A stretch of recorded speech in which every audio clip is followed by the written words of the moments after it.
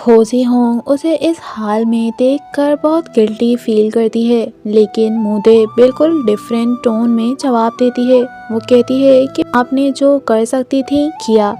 और सबसे heavy line ये होती है कि उसे अब फर्क ही नहीं पड़ता कि वो बीमार है या नहीं। इसका मतलब ये है कि मूदे अपनी स्प्लिट पर्सनैलिटी से लेड नहीं रही, वो उसे अपनी रियलिटी मान चुकी है। दूसरी तरफ लोरेन कार चलाते हुए बस मूदे के बारे में सोचता रहता है। उसे एहसास होता है कि अगर उसकी फ्यूचर लाइफ में मूदे नहीं होगी तो वो फ्यूचर उसे चाहिए ही नहीं। इसी रियलाइजेशन के बाद वो गाड़ी वापस मोड़ देता है और क्लिनिक लौट जाता है, लेकिन तब तक मूदे ऑलरेडी भाग चुकी होती है और नोट छोड़ गई होती है कि उसे मत ढूंढना। ट्रेन में मूदे एक लड़की चेंगली को गुंडों से बचाती है। यहाँ इम्पोर्टेंट बात ये है कि वो अननेसेसरी वायलेंस नहीं करती, बस कंट्रोल करके सिचुएशन हैंडल करती है। चेंगली शुक्रिया में उसे अपनी आंट के हॉटपॉट रेस्टोरेंट में काम ऑफर करती है। मूदे जानबूझकर सबसे लो प्रोफाइल का काम चूज करती है, बर्तन धोना। ये दिखाता है कि वो स्पॉटलाइट हीरो वाली लाइफ और डेंजर से दूर रहना चाहती है। वो नॉर्मल इंसान की तरह जीना ट्राई कर रही है। इधर लोरेन रेस्टोरेंट ओपनिंग साइट पे रख कर सिर्फ मूदे को ढूंढने पर फोकस करता है। उसे मूदे के बचपन के सामान में एक ड्राइंग मिलती है, मूदे और उसकी माँ की। तब उसे समझ आता है कि मूदे का इमोशनल ट्रॉमा सिर्फ रीसेंट इंसिडेंट से नहीं बल्कि उसकी माँ से जुड़ा हुआ है। मूदे चेंगली से एक गोल शेप की बिल्डिंग का एड्रेस ढूंढवाती है, वहीं जहां वो बचपन में रहती थी। पता चलता है कि वो लिंचियो सिटी वेलफेयर इंस्टीट्यूट में पली बड़ी है, मतलब उसकी माँ या फैमिली सिचुएशन पहले ही ब्रोकन थी। रेस्टोरेंट में एक दिन कुछ बदतमीज कस्टमर चेंगली को तंग करते हैं। मूदे आगे आती है।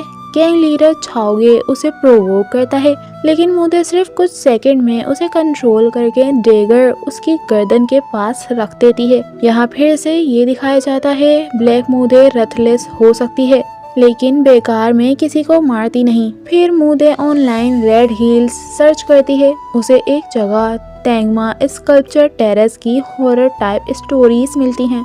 एक तस्वीर में जो रेड हील्स होती हैं वो बिल्कुल वैसी ही होती हैं जैसे उसकी माँ पहनती थी उसकी यादों में। ये चीज उसके लिए बड़ा ट्रिगर बन जाती है। वो रात को अकेली वहाँ चली जाती है। वहाँ एक पेनकेक वाली आंटी से उसे अपनी माँ के बारे में पता चलता है। लोग कहते थे कि उसकी माँ को कोई अजीब बीमारी थी जिसमें जिस्म गलने लगता था। उसने एक डॉक्टर को चाकू मारा, फिर ब्रिज से कूदकर जान दे दी। लोग उस जगह को कर्ज समझकर उसका जिक्र भी नहीं करते। यहाँ से समझ आता है कि मूदे की माँ की डेथ वायलेंट और शेम से भरी थी और सोसाइटी ने उसे विलेन बना दिया। छोटी मूदे के पास सच जानने का कोई तरीका नहीं था, सिर्फ दर्द और कंफ्यूजन मिला। मूदे फिर अपनी पुरानी बिल्डिंग देखने जाती है जो अब खाली और टूट चुकी होती है। इधर उसका पास्ट पूरी तरह जागने लगता है। इसी दौरान छाओगे का आदमी चांगतोंग टेरेस के पास होता है। दूर एक औरत हाई हील में खड़ी नजर आती है। ये रियल है या इल्यूजन क्लियर नहीं है। मूदे को एक विजन ड्रीम जैसा आता है। वो खुद रेड जैकेट और रेड हील्स पहने ब्रिज पर खड़ी है, बिल्कुल अपनी माँ की इमेज जैसी। फिर सबसे डेंजरस मोमेंट आता है। उसकी पर्सनैलिटी स्प्लिट होती है। वाइट मूदे सिर्फ देख रही होती है, ब्लैक मूदे कंट्रोल ले लेती है और मूदे खुद को चांगतोंग को धक्का देते हुए देखती है। उसने महसूस किया कि जैसे वो खुद नहीं कोई और उसके अंदर से ये कर रहा है। इसका मतलब ब्लैक मूदे अब सिर्फ डिफेंस मोड नहीं बल्कि एक्टिव डिसीजन मोड में आ रही है। ब्रिज का सिंबल भी हैवी है। उसकी माँ ने ब्रिज से जंप किया था। अब मूदे ब्रिज पर किसी को गिरा रही है। पास्ट का ट्रॉमा प्रेजेंट में रिपीट हो रहा है, लेकिन रोल्स उल्टे हो गए। इस पॉइंट पर मूदे की पर्सनल ट्रेजेडी, उसकी माँ का राज, उसकी स्प्लिट पर्सनैलिटी और हार्ट रेलिंग वाली सुपरनेचुरल लाइन सब एक दूसरे के साथ मर्ज होने लगते हैं। पुलिस चेंगली की आंट के हॉटपॉट रेस्टोरेंट पर आ जाती है। यहाँ से सिचुएशन सीरियस हो जाती है। चेंगली घबरा कर मूदे को बताती है कि तुमने किसी को मार दिया है। ये सुनते ही मूदे का सर्वाइवल इंस्टिंक्ट ऑन हो जाता है। वो फौरन दीवार फाड़ कर भाग जाती है। पुलिस उसका पीछा करती रहती है। मतलब अब ऑफिशियली वो मर्डर सस्पेक्ट बन चुकी है। छुपते हुए एक चौराहे पर मूदे को अचानक लॉरेन की कार नजर आती है। ये कोइंसिडेंस नहीं लगता, स्टोरी हमेशा इन दोनों को एक दूसरे तक ले आती है।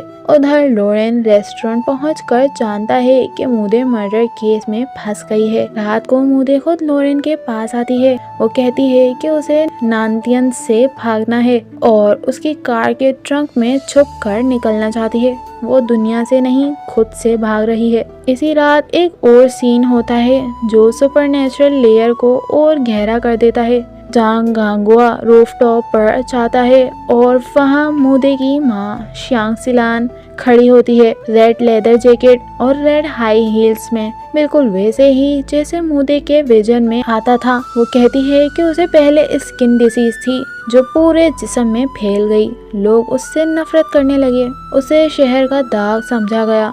आहिस्ता आहिस्ता वो कहती है कि वो नांथियन शहर का हिस्सा बन गई। ये लिटरल है या मेटाफोरिकल या हार्ट रैली से जुड़ा हुआ कुछ, अभी सब मिस्ट्री है। वो जांग गांगुआ से कहती है 20 साल से इंतजार कर रही थी, अब गेम शुरू करें। ये क्लियरली किसी पुराने पैक्ट या प्लान की तरफ इशारा है। इधर लॉरेन मूदे के लिए खाना बनाता है। वो उससे सीधा पूछता है, क्या तुमने वाकई किसी को मारा है? मूदे ऑनेस्टली कहती है उसे खुद नहीं पता।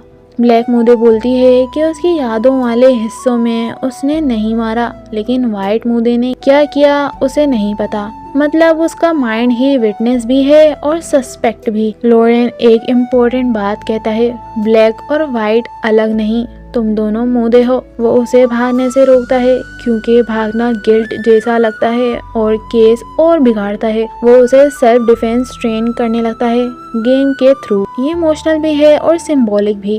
वो उसे कंट्रोल वापस देना चाहता है। फिर पता चलता है कि 3 विटनेस हैं, मा चाओ, सोंगतिए और छाओके का ग्रुप। कहते हैं चांग तोंग ब्रिज से गिरा और मूदे ने धक्का दिया।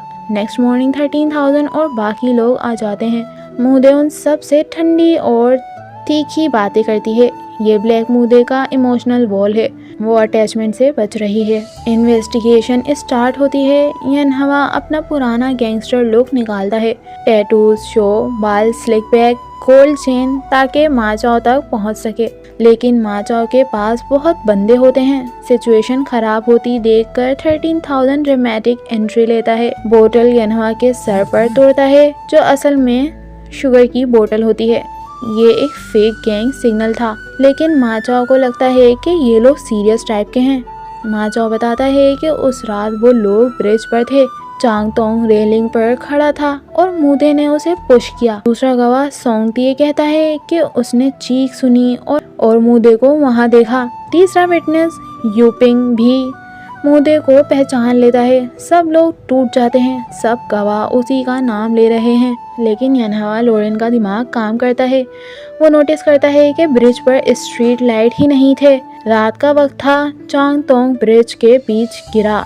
इतनी अंधेरी जगह पर इतनी कॉन्फिडेंटली किसी का चेहरा पहचानना बहुत मुश्किल है। ये तीनों गवाह बिना हिचकिचाहट मूदे का नाम कैसे ले रहे हैं?